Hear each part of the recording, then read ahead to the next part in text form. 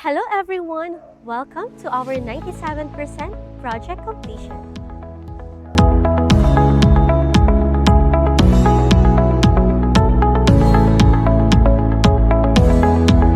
And here's our main door. Sa right side natin, meron tayo dito magiging mini garden.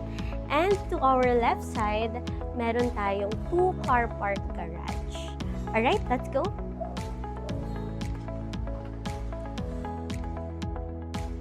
So, ito yung magiging sala natin, living area. No? So, as of the moment, almost finished naman na siya. Retouch na lang. And, ito na lang, yung sa TV wall, magkakaroon tayo ng cabinets and, of course, yung TV wall accent. Alright, just to give you some quick insights, no? So, ang last video natin ay noong October pa for our 60% progress. So, medyo nagkaroon ng mahabang delays, no? So, God naman, as of now, ay 97% na siya. So, ay nipapakita ko lang sa inyo yung mga naganap, no? Para may update tayo before yung ating pinaka-final finish. Alright? So, dito sa ating living area, no? Unang bubungad sa'yo yung ating mini bar counter. And ayan, naka-install na yung ating mga drop lights. And of course, our island kitchen, no? So, kung saan tayo magpe-prepare ng ating mga niluluto or mga food. And of course, naka-install na rin yung ating smart kitchen sink, yung ating built-in induction stove, and yung ating range hood. Dito naman sa ating dining area, no, just across the formal kitchen, naka-install na rin yung ating very cute lang na ginkgo biloba na chandelier. Diba? Very nice. So, imported pa yan from abroad. And, ayan, of course, meron din tayong sliding door direct to our mini pool area. And, ayan, dito tayo lumabas sa ating mini lanay. Of course, may mini lanay tayo dito. Pwede tayo maglagay dito ng ilang mga coffee table and seats, chairs, ganyan. And dito po yung ating magiging service area. O, diba? So, almost ano naman na siya. Tapos na siya, some retouch na lang, finishing, no? So, nandito na rin yung ating pump room. And, of course, yung service area natin or yung daily kitchen natin ay nandito na rin. Here naman sa ating mini pool, no? So, ito yung pinaka-favorite ng aming baby, ng aming toddler, no? So, lagi siyang excited pumunta dito sa pool area. So, for sure, perfect siya pag nakalipat na tayo this summer. Alright, balik tayo sa loob. Ipapakita ko naman yung ating hidden door. No? So, naka-install na rin pala yung iilan sa ating mga air conditioning units. And, ayan, may hidden door tayo dito for our mini stock room. Ayan, so hindi pa rin siya tapos. Nasa finishing touches pa siya. And, meron din tayong access, no? Ito yung ating back door. Access going to our parking and sa swimming pool. And of course, nandito yung ating toilet and bath, no? Sa ground floor. Kaya siya may toilet and bath. Diba, mostly lang wash area lang siya. Kaya tayo may shower area kasi para na yan doon sa mga gagamit din ng swimming pool. Okay? So, para 2-in-1 na rin siya at hindi na natin kailangan magpatayo pa ng another bathroom sa labas ng area, ng swimming pool area. Okay, so akit naman tayo ulit sa ating second floor. Ayan, so ito din, hindi pa siya tapos. So, kailangan pa siyang repainting. Hindi pa tapos yung ating stairs. And of course, hindi pa ma-i-install yung ating glass. Kasi yun yung pinakahuli. Alright? Ito naman, paakyat tayo sa ating second floor area. Ayan, kitang-kita dito sa labas. Kasi clear yung ating glass dyan. So, may view ka sa, outdoor. Alright. Of course, dito sa ating second floor, makikita mo yung ating chandelier. That's my favorite talaga. Yan talaga yung aking pangarap na chandelier, no? So, madumi siya ngayon kasi nga in-install na siya talaga during construction. So, lilinisin na lang yan before tayo mag-move in dito. Pero, ayan, dito sa ating lobby, pero pwede natin itong gawin na parang gallery, ganyan. Okay, so, tingnan natin. Of course, let's go. Dito tayo sa ating bedroom number Ayan, this is our parents' bedroom. Ayan siya. Okay, so meron na sila dito.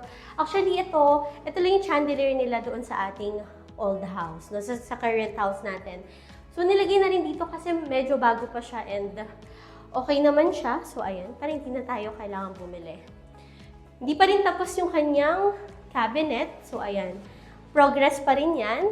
And of course, meron siyang sariling bathroom. Dito nga pala sa bahay, no, lahat ng bedrooms ay may sariling ensuite toilet and bath. 'Di ba? Para ano na rin. Pakita natin. Of course.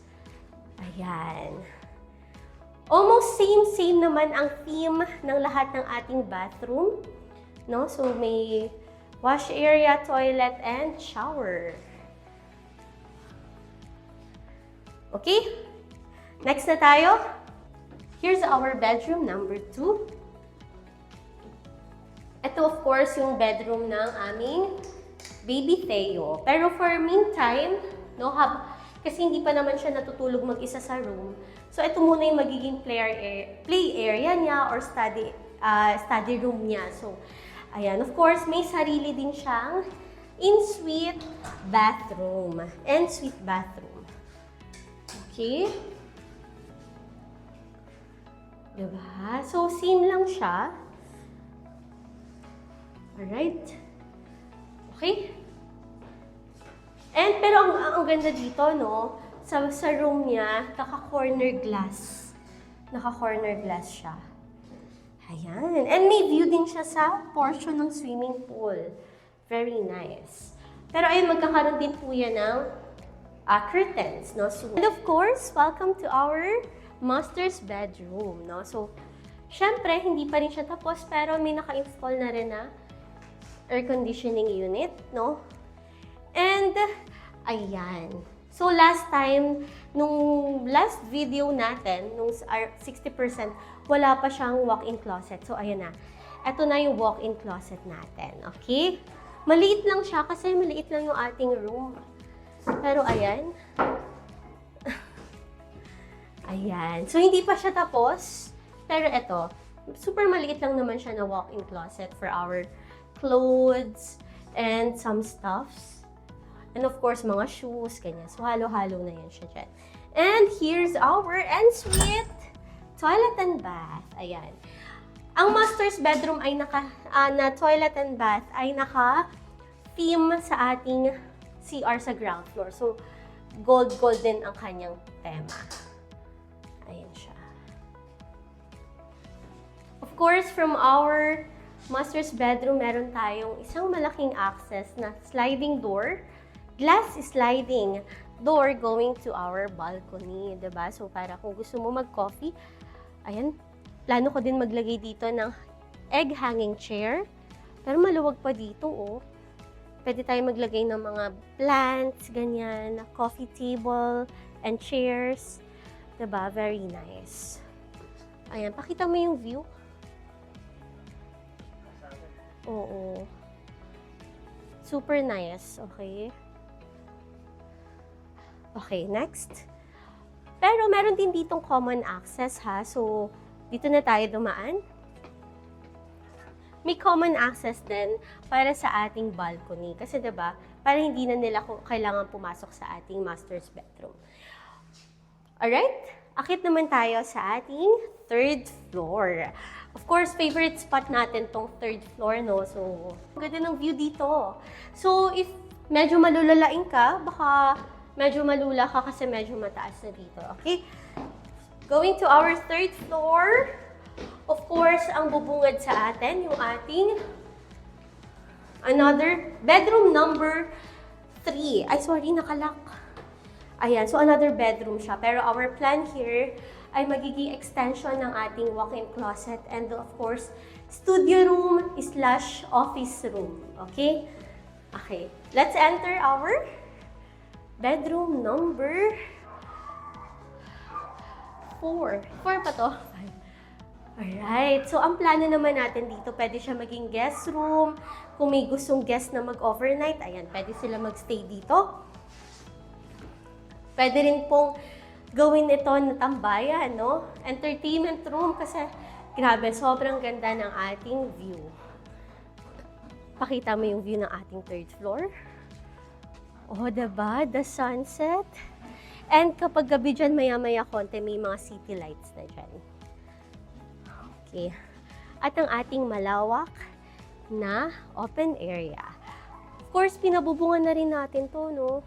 Kasi para, ayan, kung gusto mo ditong mag-dinner sa gabi, actually sa gabi, ang sarap mag-dinner dito, mag-coffee sa hapon. Yan. Of course, meron na rin tayo ditong sink, no? Para kung dito magdi-dinner, meron na rin hugasan. And, ayan. So, yung mga cabinets natin, hindi pa tapos ng installation. Pero, ayan. Kasama yan sa mga susunod nating gagawin. And sobrang ganda, sobrang presko.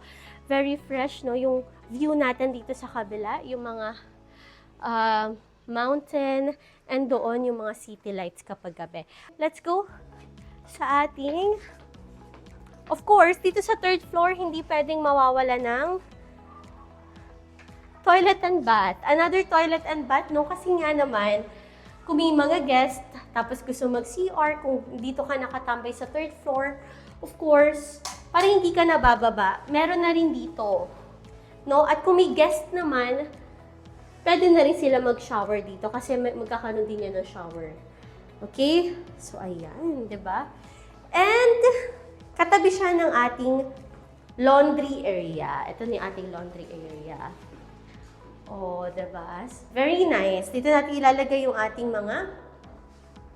Of course, meron siyang 2 large windows, no? Para pumapasok yung hangin. Yung ventilation ng ating bahay, talaga pinag-aralan natin yan. And, ayan. Napaka-spacious niya. Actually, pwede kang magsampay na rin dito sa loob. And that's the latest update of our dream house, no? So, thank you so much for watching our updates, no, sa ating construction ng ating dream house. And it is just so happy na nakikita natin na may pinupuntahan yung ating mga pinaghihirapan. And of course, kahit medyo stressful, kahit paunti-unti, medyo mabagal, at least, di ba, nakikita natin yung na-achieve natin yung ating mga dreams at pangarap. Ayun lang, and see you again on our next video. Bye!